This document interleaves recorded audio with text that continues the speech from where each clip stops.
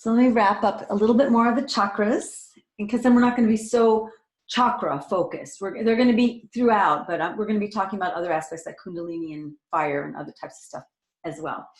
But let me get my session here. Boom.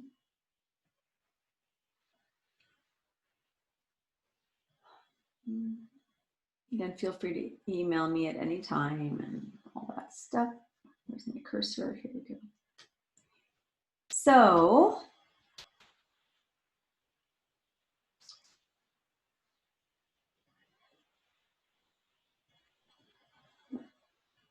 all right. So I'm going to fill in some more blanks on our chart. Once I find my place in my notes, so I stay on track more. Because I like to get out there. It's fun. So we're going to look at the chakras from a developmental point of view. Some of you have heard this before.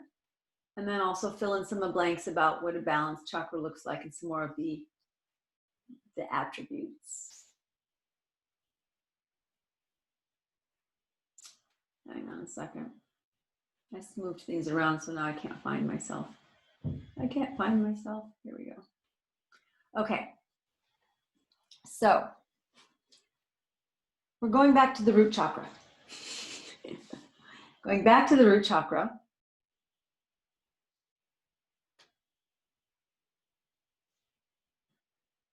And then I need to finish with the electrical system today. Okay. So if we're going to go from a developmental point of view, this is a very cool way of looking at the chakras, I think, is it's all about survival. And we go to the baby, 0 to 18 months. So the baby is in their root. The baby's job is to stay alive. The baby's going to do anything it needs to do to stay alive. And a lot of times, in order for it to stay alive, it's going to scream really loudly. You might notice that, those of you that have babies. So when you're a baby and you want to eat, you don't care who feeds you. You might, but if you're hungry enough, you're going to go, feed me now. And that baby's a soft little piece of flesh, cute. You know, it's cute, so cute, and you love it so much, but it's got that rip, snort, and wail that only a mother and father can handle, because it's just really out there. And that's that baby's root chakra talking. Feed me, Seymour. It's like, I need to eat now, and I need to eat right now, and now's the time I need to eat, or I need my needs taken care of now, whether I need to sleep, get fed, or whatever it is. And that's the way of communicating. Now, if that baby came out, you know, the size of a teenager, and it needed to eat, it could do things like bad, like pick up a kitchen knife and stab things that weren't, it could come right from his root chakra to stay alive. Hey, get out of my way, I need to eat. It wouldn't have a sense of right and wrong at this point. It's just the root chakra. The root chakra isn't about right and wrong. The root chakra is about staying alive. Staying alive, ha, ha, ha, ha. Okay, that's horrible, but I love it anyway. So the root chakra is about staying alive, and it's really a them or us, a me or them scenario. And that goes from about 0 to 18 months. And during that 0 to 18 months, the baby learns, oh, my basic needs, if the baby's basic needs are being met, it goes, my basic needs are being met, and now I can get a little selective. If the baby, though, is not getting their basic needs met, they are still working at that level of root chakra, of staying alive. And that is the lens they are looking through. So babies that have been neglected or abused in that way, you know, they grow up, babies grow up, they keep, every day we get older, they may be looking through that lens of what their 0 to 18 months old, I need to stay alive point of view. Okay. So moving on to the second chakra. So now about age, 1.5 to 2, my needs, it's assuming my needs have been met. Now here I am. Now I'm going like, I don't really like mashed pears that well. I really like I like mashed peas. I like peas better than pears. And I'm going to let my parents know about that, because when they feed me the pears, I'm going to go, no, no. I'm going to yuck, yuck. And I'm going to want the peas. So I'm not going to be kind of going to say no to some things because I like them, and yes to others because, no to some things because I don't like them, and yes to others because I do like them. And in the kleshas, this is where our ragas and dveshas start to come in. So I'm going to start to gravitate more to what I like, because I'm starting to figure out what I like. And I'm going to run away or push away that which I don't like. I'm going to start to avoid that which I don't like. And that's where this sort of discernment starts to happen. At this age, it's not a right and wrong thing. I just don't like it. I just don't want it. They're not judging the thing that they don't like as bad or wrong, or the thing that they like as good or empirically good. We may use the words good and bad as babies because those are the words we teach them, but they haven't put a judgment on anything yet. They're just saying yes to some things I like and no to things I don't like. And that will last from about ages 1.5 or 2 to 5 years old. And this is, again, the age of in second chakra, my needs are being met. So now what do I like? More pleasurable things, more things that are tasty for me. This is where that idea of also the very beginning of mine emerges. It's not quite there yet, but it's getting there because they want a little bit more of it. Okay? So now we get older. Now we're at age 5 to 7, and this is developmentally called your 5 to 7 shift. This is where you go from just reacting, like in your root chakra and second chakra, which is more of a reactive places to be. You're not really thinking in those areas. You're just sort of, oh my God, it's like when you eat something that you just love and you go, oh my God, I just ate that. I can't believe I just ate that. Or you did something that you used to love that might be a habit now without thinking. Yeah. That's where addictions can come in a little bit. Like my mom was super addicted to cigarettes, and she would just smoke without even thinking about it. That was her second chakra happening right in there. Yeah. Now at age 5 to 7, we start to get the cognitive shift going on. So we start to discern, oh, you and me are different. And now I'm starting to see, now I can actually own something, and you don't have it, or maybe you have something I want. And this is where my needs are met, my pleasure's been satisfied, let's say that it has been, and now I want power. And I'm starting to learn how the more I have of what I like, the more powerful I feel. And the more I have of what others like, now I'm powerful that way as well. So now I'm figuring out how to acquire things to have power or control over or dominion over other people, places, and things. And then we start to think about, how am I being seen? How am I being perceived? This is where the poopy diaper scenario really comes into play, because at some point, I'm going to be embarrassed or shamed if I poop my pants. They start to see themselves, and now they're feeling themselves be judged by others, and now hence they learn to judge others as good, bad, right, and wrong, weaker, stronger. This is where the concept of greater than or less than comes in, and they start to identify themselves more as this individualness. Does that make sense? They just want more power. Fourth chakra. This doesn't have an age. It's not, because have you noticed, if you look around the world, have you noticed that when you get past 5 to 7, how many people are really walking around in their heart chakra? For realsies, unconditional love. How many people do you really know that really come from unconditional love, and that's their MO? Anybody? One? Well, and how old are they? Is that the age when it happens? I'm waiting. What's the age? What's the age we all turn into heart chakras? There isn't one. So now it's all about development. It's not about your age being developing. It's about, are you spiritually developing? Are you developing and evolving inside of yourself?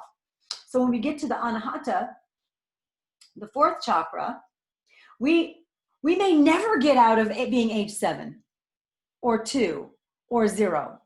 We may live our whole life through those lenses of those first 3 chakras as our primary lenses. And that's why we talk about the lenses of the chakras being so powerful. And that's why we talk about when we're doing chakra work and Kundalini yoga work, how we spend most of our energy, prana, going in to getting to know how we see the world differently through those 3 lenses.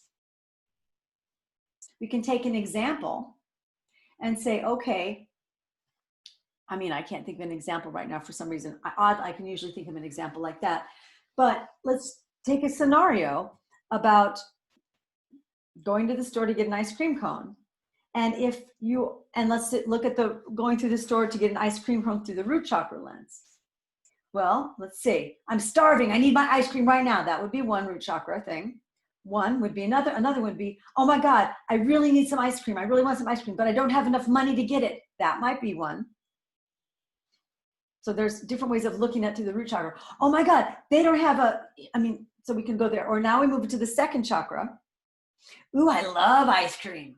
I'm going to make sure I do anything I can do. I'm going to like drive out of my way to get that ice cream. I'm going to go beg, borrow, and steal to get money to buy that ice cream. So instead of like fear, I don't have money, bummer, or whatever, I'm going to go, I'm going to find out a way to get money because I just love ice cream that much. Or I hate ice cream. I got to go away from ice cream. They like ice cream. I can't be around them anymore. How I can avoid that ice cream. So just figure out, that would be your second chakra lens on how you're relating to that ice cream scenario. Now the third chakra lens is now I'm one of more power and domination and acquiring. So, hey, I may not really like ice cream, but I know most of my friends do. So if I tell them I'm going to the ice cream store, maybe they're going to see me in a higher light and I'm going to have more status than them. Or maybe I'll be able to make more friends if I invite them to go to ice cream, which I don't even like. Or I love ice cream and I know my friends do too. And I want to show that I'm greater than them. So I'm going to like eat it in front of them without sharing. Or I really feel like I feel really nervous about my ability to make friends. So I'm going to give all my ice cream away so they can love me back. Now we're starting to border onto fourth chakra. But you see how I'm looking through that same scenario of ice cream store through these different lenses, yeah? Now we move into the fourth. If we're truly in our heart chakra, that would be that place of true compassion and unconditional love, where we're really not judging anything.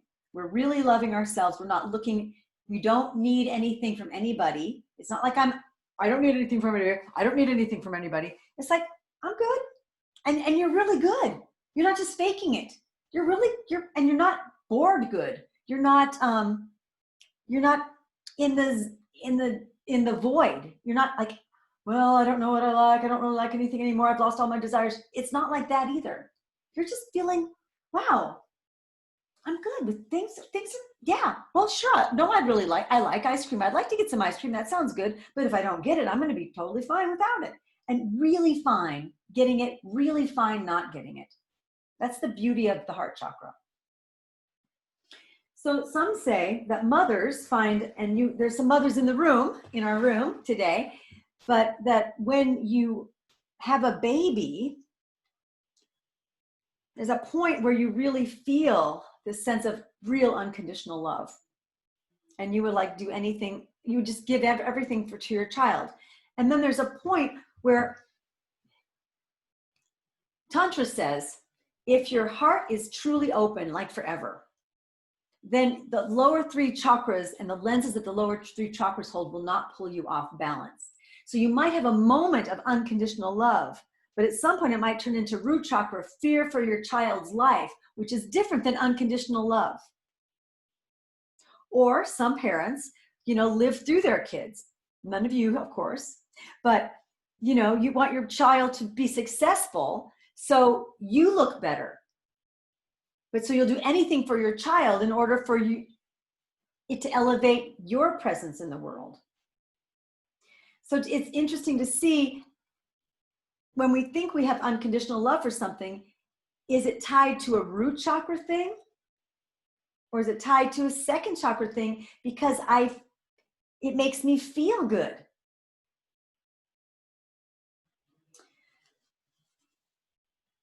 The heart chakra, as I mentioned earlier, has 1,000 times more transmutation or transformational energy than the first 3 chakras put together. So it's really a powerful space. When it is off kilter, when it's not when we're running things through the lens of a heart chakra that's not being motivated from that place of unconditional love for realsies, then we can confuse love with this quid pro quo, or this for that, or tit for tat version of love, conditional love, that we might have experienced throughout our lives, whether we learned it from our parents or on the playground or at school or wherever. And because we might have gone in open and somehow things didn't work out, it showed us where we had an attachment, and we didn't have the capacity to understand the perfection of it all as children, nor did we have anyone to sit with us. And we had to mess ourselves up or we wouldn't be here. Okay. So it's all good. We're all fucked up. It's great. Yay. Woo. Or not so fucked up. You know, a little bit, just a little bit. Or maybe not a little bit, maybe. But the idea here is when the heart chakra isn't really, where we get afraid to work with the heart chakra, and we feel like my heart could be broken, it's because we're not really acting from a place of unconditional love. We have an expectation that we have a belief that somebody can actually hurt us. Like, if I open my heart, then ... should happen. No, if you open your heart, then you're one with everything. For real. That's how that goes. If I open my heart and then expect the world to be a place of flowers and hearts and stars and unicorns, which of course I believe that, then, and it doesn't turn out that way, or I don't interpret because I'm looking through another lens now where it shows me maybe it's not so pretty right here, then that could hurt. When I'm not truthful, if I go to my upper chakra and I don't not speak my thing, that can hurt my heart a little bit. So how many times in the day do I hurt my heart, my own heart? Nobody's hurting your heart but you, by not being unconditional and not being. So to be non-judgmental is for you to not hurt your heart. I know I'm talking all around this, but it's a very big concept. So negative aspects here of a heart that might be off would be your codependency. I need you to love me, so I'm going to do all this. I need you to behave, so I'm going to do this. I need, for codependence, you know, if I feel like, oh, they're living because of my existence, that's kind of codependent. No, it's their choice, really. Addiction, and others, another place for heart. That might be a heart kind of off issue. That might be a second chakra, fourth chakra skewing there with the addiction. Low self-esteem could be a third chakra, fourth chakra kind of skewing. I'm not enough. Wah. I'm more than enough. Wah.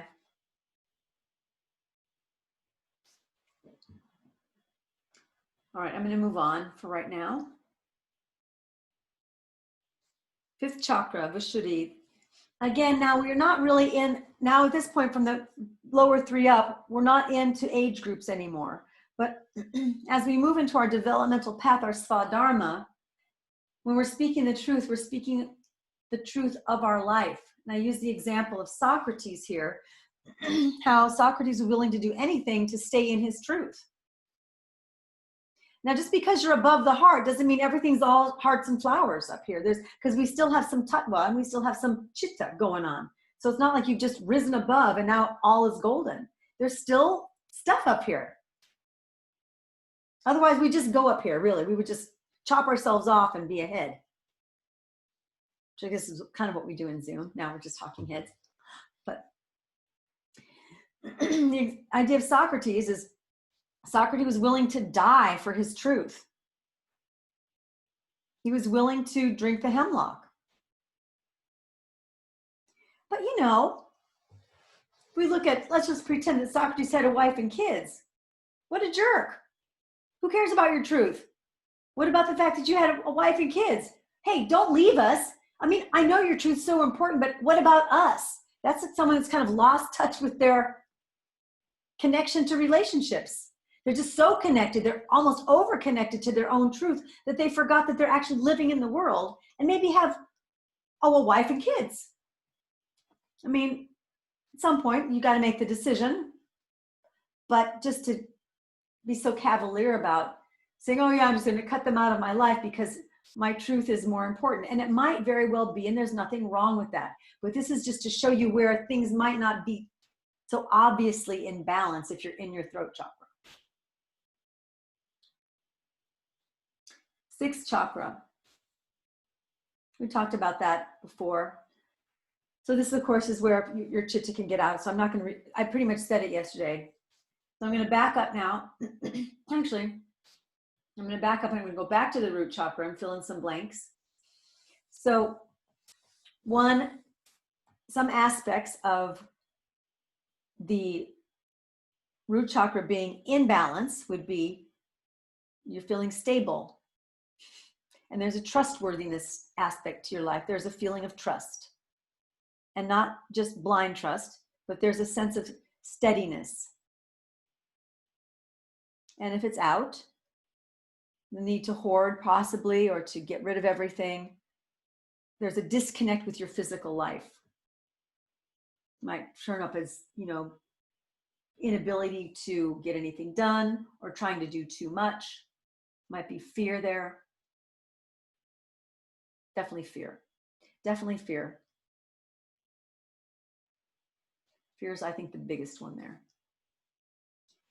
Second chakra, imbalance.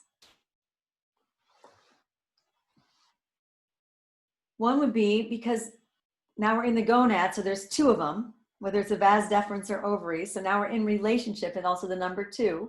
So it's going to be some balance in our relationships, our sensory relationships. We're in touch and able to have relationship to our own human emotions, and therefore be in relationship with others, and to be able to be with others who have human emotions.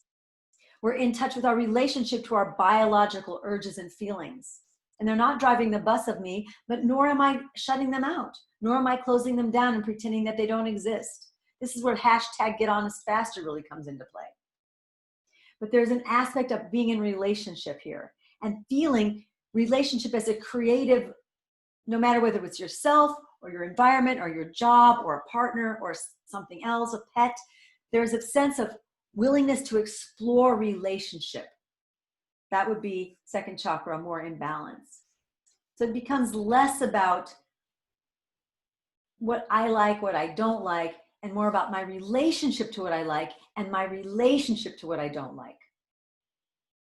That was probably the best I've ever talked about that. Excellent. Out of balance. What might be, and we always go to the sexual imbalance, we just, and personality confusion, emotional disruption. Basically, you might just go off of you might be just, emotions could be triggered. And a lot of that will probably have to do with your root chakra. But there might be this big swing between feeling really loving and then feeling really ignored, or feeling really loving and feeling really angry because someone didn't deliver, or feeling really loving and feeling really the opposite of where you were feeling that love from. So again, it's not being in touch with the relationship that your lovingness that you feel isn't unconditional, but it will have some sort of a flip side to it. Okay. A lot of confusion here as well. Like, who am I? What do I like? If I can't make a decision, that could be a second chakra thing. And then creatively stuck might be one. It's like, don't like anything. That would also be a second chakra imbalance. Yuck, I don't like any, I don't like anything, I don't not like anything. That would be the void. Okay. Third chakra. When in balance, you feel confident, you feel some sense of power, and you feel so much power that you don't need to laud it over people. You don't need to be in control. You don't need to be in dominance. There's enthusiasm. There's some discernment. There's like ability to like see something and follow through with it. It's like putting your dreams into reality is third chakra material for me. without attachment. Once the attachments hit, it can get ugly. When it's out of balance, there's lack of self-confidence, oftentimes a lack of motivation, a lack of willpower, a lack of determination, or the flip side, the, boasting, arrogance, putting myself out there as the dominant, the alpha in the room all the time, and not being able to listen or hear anybody else or take in any other information because you think you know it all, or because you just think you're the it's coming that overcompensation. This is another reason why I have nothing wrong. There's nothing wrong with muscles. Okay. I love muscles, but one reason why I try to teach other systems is because the third chakra is a very muscly system. It's like, I will use as much effort as it takes, even if it's too much effort, which is now compensating for how much I needed to use. Muscles don't discern how much they need to use. They, if you tell them they need to fire more, they're going to listen to your nervous system and fire more. And that would be called high tone. They're always vibrating, ready to go, ready to go. And if the muscles are more slack, that would be low tone. They're maybe sleepy. So how much tone do you need? What's your right tone to get the job done efficiently, effectively? And it may take some effort, but the right amount of effort. Fourth chakra, in balance, unconditional love. You'll feel compassion. There's going to be a sense of perfection there. Out of balance, I already talked about the codependency, addiction, low self-esteem. And then all the things that would come with that, low self-esteem, revenge, heart chakra out of balance can be, a heart scorned. Think about all the things that come out of that. They've done me wrong. Anywhere from keying a car to setting someone on fire. So, yeah. There's a lot of power there in the heart center. How are we going to use it? A lot of prana. Fifth chakra, in balance. Now you're going to go like you're able to speak your truth. You have the sense of who you are, what's beautiful to you. Not only that, you can see beauty in and outside of yourselves. So now I feel the beauty inside of me. I can see the beauty outside of me. And then there's just that whole creative poetry, music, dance, all that kind of stuff that goes with this fifth chakra. Sonorous. There's a sense of things being sonorous and harmonious. There's a feeling of that kind of energy in one's life. Like no matter what's happening, you can sort of feel the perfection in it and feel like you're part in it, and instead of making a big separation between it all. Out of balance, you won't see things as beautiful. You might see things as pretty horrible. And this on any given day. And I got to tell you, I live in a beautiful place, and I can kind of tell I am with some of my chakras because I live in gorgeousness. And if I go walk out and I go, meh, I go, oh my God, tune yourself up because this is inherently beautiful. And if I can't see it as beautiful, it ain't the problem out here. It's the problem in here, which is one reason why it's kind of nice to have a couple beautiful things around you to remind you of that. So you can look at it in the days you go, okay, it's my issue because that thing is beautiful. You see what I'm saying? You can use nature. You can use your artifacts. You can use your beautiful crystals or your paintings or whatever brings you joy that you got that day. Remind yourself that if you don't see that as beautiful, go in and tweak yourself. Adjust your chakras, adjust your attitude because it's coming within. It didn't change overnight. Or did it? And that's a whole nother story. We're, pretty cosmic shit. So, all right. Also, you might be creatively blocked. There might just be a sense of unable to express, like being shut down, lockjaw, unable to get it out, or not know what to get out. No, there's something to get out, I just don't know what. So you want to put some freedom in there. Okay, 6 minutes, we're going to do this. Sixth chakra. When it's in, you've got your intuitive things. Your mind can be calm. You can have a lot going on, but it's not running the bus. It's not driving the bus of you. You're not waking up in the middle of the night with that hamster wheel going. Your chitta's not driving the bus when your third eye, when your sixth chakra is in balance. When it's out, you'll either be hamster wheeling it, hamster wheeling it, hamster wheeling it, or maybe stupefied, like slow, dense, unable to comprehend, overwhelmed. And then for the seventh chakra, let's just say that when it's in balance, and it's when you're in balance, it's in balance. When you've released that reduction valve, it's there for you all the time, ready to give you the insight, the connection, the wisdom, whatever you're seeking at any moment. It's just like that beautiful thing. If it's not coming to you, it's not the crown's issue. It's your reduction valve's issue. So now, how can I release some of my judgments? How can I let myself receive? How can I let myself unconditionally receive? Do I have to behave to receive? These are bigger questions. Am I worthy to receive? Another bigger question. So how can I just allow myself, because I'm me, receive what it is I'm seeking? Okay. We can fill in more blanks other weeks, but I think that's good for today. Any questions on that? Mia? Hi, Jean. We often hear things like, oh, most people are only living from their first three chakras, and you know, most people haven't gotten out of their first three chakras. And yet, I mean, but are we all living from all of our chakras and we just don't know it? Or, you know, like, it's very easy to see how you describe it, people living out of balance with their heart chakra, where most people are like live not in balance with their heart chakra or anything above the third chakra. But when we say they're living only from the first three chakras, we say that because most people are living out of balance of their first three chakras anyway. I'm just wondering how, you know, when we look at this world and we're applying, you understand my question? I think so. Okay. We say that because it's just easier to talk about it, and it's a container. But now that we're in this container, let's open it up a little bit. So we're living from all of our chakras all of the time. You know why? Because you're alive. And it's the energy currents, they just don't cut off at one point, yeah?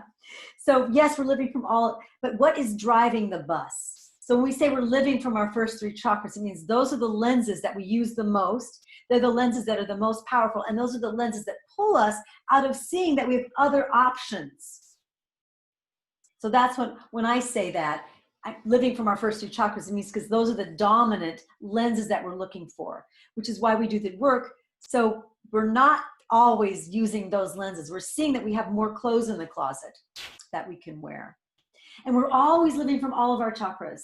And it's the dance and the relationship of those chakras, yeah?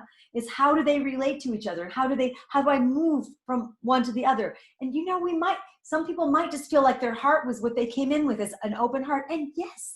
And then now we have other lenses, which might have like, oh my God, now what is this all about? And that takes us into these learning, synthesizing information through our unique energy system and our unique tapestry to see how the world can be viewed and digested through you, which will be different than me, than you or you or you.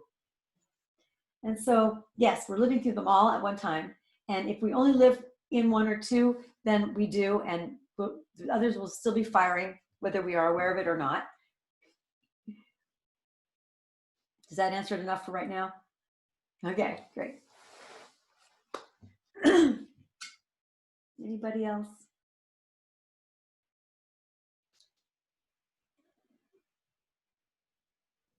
Christine. I have a question. Yeah. So I guess my question is, if we are living in those first three chakras, would it be safe to say that we should spend more time practicing and getting to know those chakras so that we can better be mindful of how those are being used in our life? Or should we be focusing on the other chakras just so that we're more, balanced?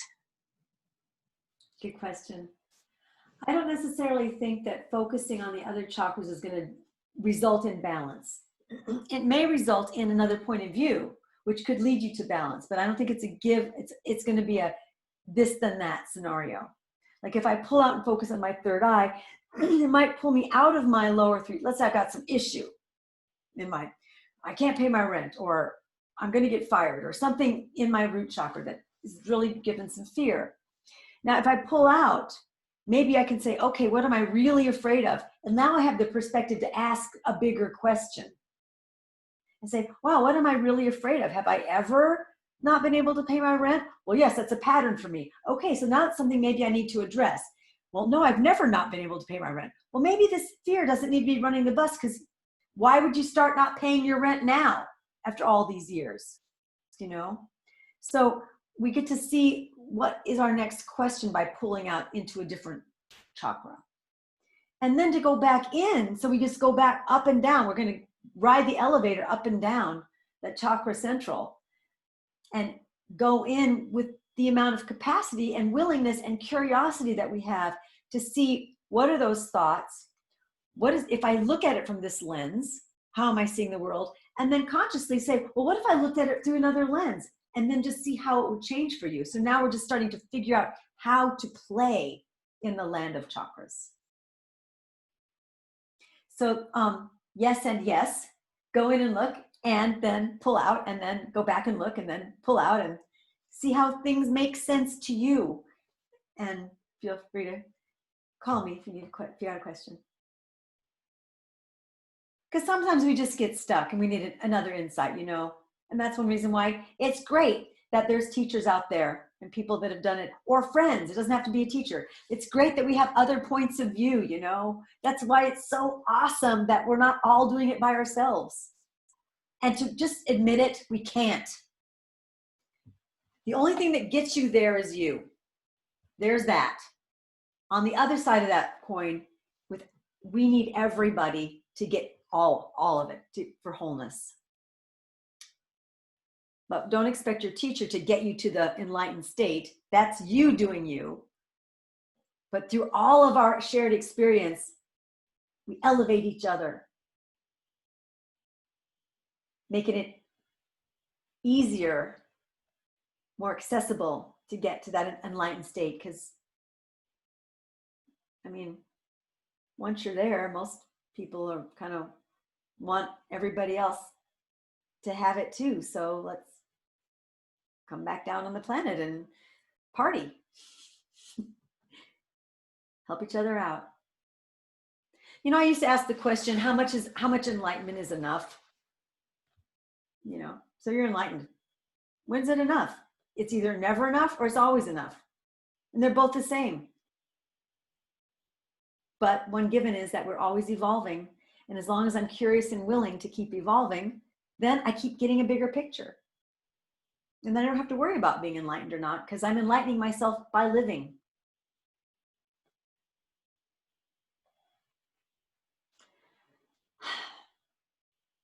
Yeah, you have a little Kundalini experience here, a little one there, a big one there. It's pretty awesome. You remember it. It helps you when times get really horrible and tough, and then you need another one. Not really. You had one. You're going to walk around in that experience all day? Maybe. Some people are.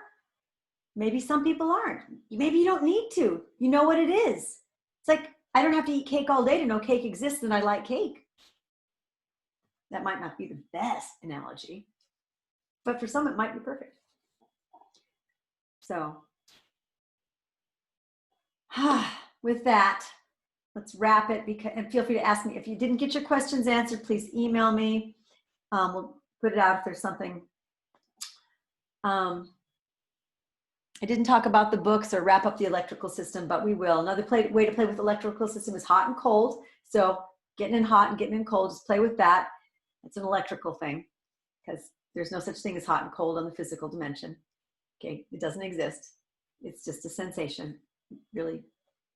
So that's all. I love you all so much. Thanks for being here. And the practices will be up, and I'm hugging you all. I kind of don't want to go, but I know it's time, so I'm expecting our time. All right.